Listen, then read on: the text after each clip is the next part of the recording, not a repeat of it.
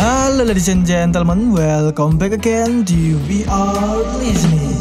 Terima kasih buat kalian yang sudah mengklik video ini dan enjoy the story. Dan oke, gak usah berlete-lete lagi, langsung aja kita lanjutkan alur cerita I Picked Up an Attribute episode 12. Let's go up, relax.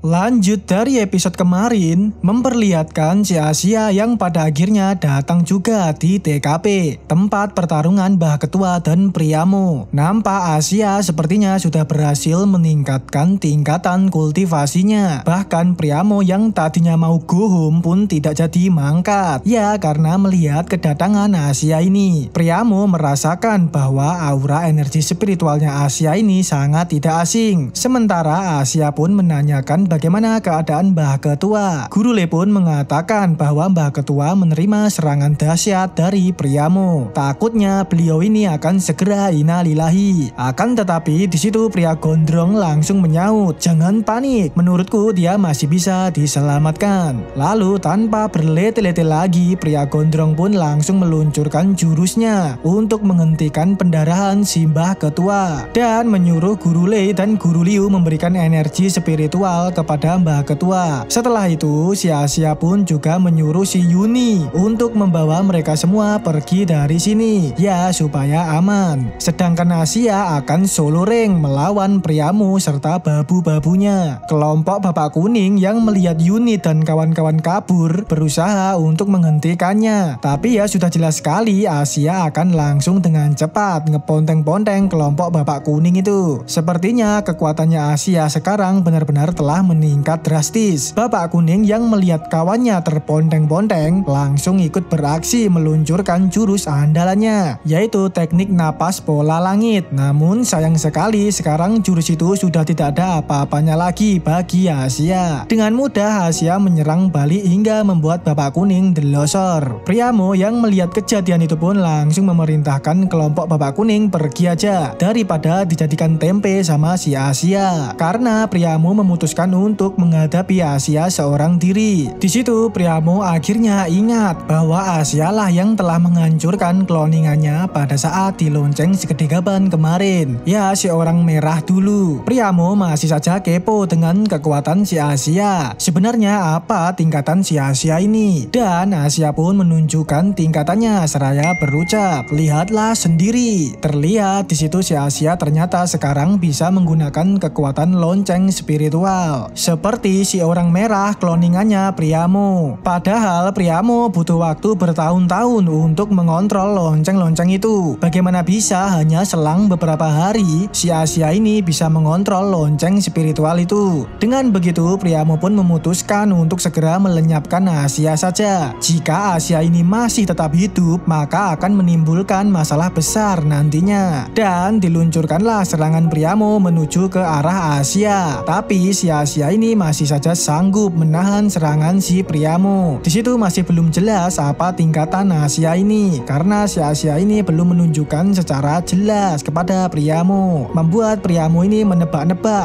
apa tingkatan si Asia ini. Hingga pada akhirnya Priamo ini mengeluarkan kekuatan yang ia sebut area merah darah, tingkatan tahap pil dasar. Asia yang melihat itu pun dengan santai mengucapkan, "Monster tua, kau pikir hanya kau yang memiliki tingkatan tahap pil dasar." Dan ditunjukkanlah ternyata Asia ini juga berada di tingkatan tahap pil dasar. Hal itu membuat Priamo pun semakin kesal akan kelakuan si Asia dan mencoba untuk meluncurkan serangannya lagi. Asia yang melihat itu juga langsung ikut-ikutan mengeluarkan jurusnya yang ia sebut area teratai hijau. Dan mereka pun di situ saling adu Kamehameha. Jurus Asia itu adalah jurus yang sama seperti milik Priamo. Hanya saja saja milik Asia berwarna biru. Priamu pun mengatakan, jurus terhebat kerajaan Xuanwu, bagaimana kau bisa menguasainya? Asia pun menjawab, aku menguasai yang kau kuasai, namun kau tidak menguasai yang ku kuasai. Dengan begitu Priamu pun semakin murka dan berencana untuk mengeluarkan jurus andalannya yang terakhir. Yang bisa kita lihat, Priamu mengeluarkan kepala naga untuk menyeruduk si Asia. Dengan cepat Asia langsung mengeluarkan jurus teknik 13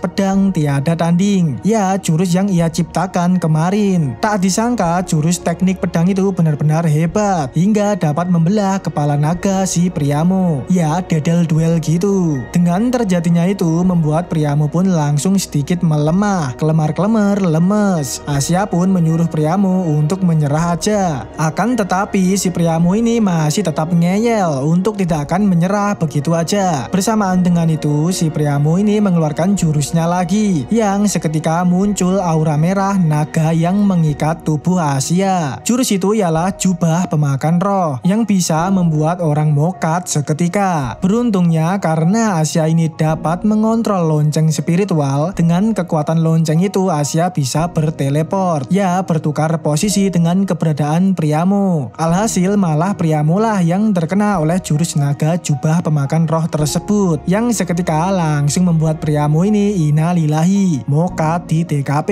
Dan setelah itu muncullah jubah Priamu tersebut yang langsung dibawa oleh Asia, dan juga lonceng-lonceng spiritual itu pada akhirnya juga kembali ke asalnya, melayang masuk ke dalam lonceng segede gaban, yang menandakan bahwa kekuatan tahap build dasar milik Asia sudah habis. Dan scene pun berganti, memperlihatkan Mbah Ketua yang sedang diobati oleh Guru Lei dan Guru Liu. Lalu tak lama setelah itu Asia pun akhirnya tiba di situ. Terlihat Asia memakai jubah pemakan roh milik Priamu sebelumnya. Asia pun bertanya bagaimana keadaan si Mbah Ketua, dan pria gondrong menjelaskan bahwa keadaan Mbah Ketua sudah bisa terselamatkan berkat dirinya. Akan tetapi di situ pria gondrong yang melihat Asia memakai jubah pemakan roh langsung dengan cepat mengambil dan membakar jubah tersebut. Pria gondrong mengatakan bahwa ini bisa membuat orang haus darah dan mudah marah. Jubah ini harus dihancurkan. Ya, kalau dilihat dari kasusnya Priamu, benar juga sih, Priamu meninggoy akibat jurus jubah pemakan rohnya sendiri. Walaupun pria gondrong ini nggak play, tapi perhatian juga ya sama si Asia. Sedangkan Asia yang melihat itu pun sedikit eman-eman banget akan jubah tersebut, padahal itu hasil jerih payah pertarungannya. Pria gondrong pun menjelaskan lagi bahwa benda ini sangat tidak berarti di zamannya. Sementara Guru Liu dan Guru Lei di situ benar-benar berterima kasih banyak kepada Asia karena telah membantu mereka. Akhirnya sekarang lembah 1000 musim gugur aman. Mendengar itu si Asia pun mengatakan untuk tidak terlalu tenang dulu. Kemungkinan kerajaan Xuanwu masih mengincar lembah 1000 musim gugur. Mereka harus tetap waspada dan memperkuat lembah 1000 musim gugur. Dan di situ mereka semua pun bertanya-tanya kepada Asia, memastikan apakah Asia ini masih bisa berkultivasi lagi, karena Asia ini telah melakukan tingkatan secara paksa. Dan beruntungnya dengan keajaiban dunia, Asia ini ternyata masih bisa berkultivasi. Dan scene pun berganti, memperlihatkan Asia yang sedang berada di dalam alam bakanya. Di situ terlihat ada 3 bola atribut bercahaya. Namun bola atribut itu tidak bereaksi sama sekali. Tampaknya Asia harus bertanya kepada pria gondrong untuk membantunya memahami kekuatan atribut tersebut. Singkat cerita, kembalilah Asia di dunia nyata. Di situ dia sudah bersama dengan pria gondrong dan Yuni. Tak lama kemudian mereka kedatangan Mbah Ketua dan tetua-tetua lainnya. Asia pun bertanya-tanya mengapa mereka semua datang menemuinya. Dan ternyata sangat membanggongkan sekali, kelompok Mbah Ketua tersebut memohon kepada Asia untuk menjadi ketua sekte lembah 1000 musim gugur. Mbah Ketua pun mengatakan, meskipun aku selamat tetapi sulit untuk terus berkultivasi, tidak bisa melindungi lembah 1000 musim gugur lagi. Sekarang ada banyak urusan di dalam lembah. Di luar lembah juga ada banyak musuh. Hanya pahlawan seperti saudara Feng Xia yang bisa menyelamatkan lembah 1000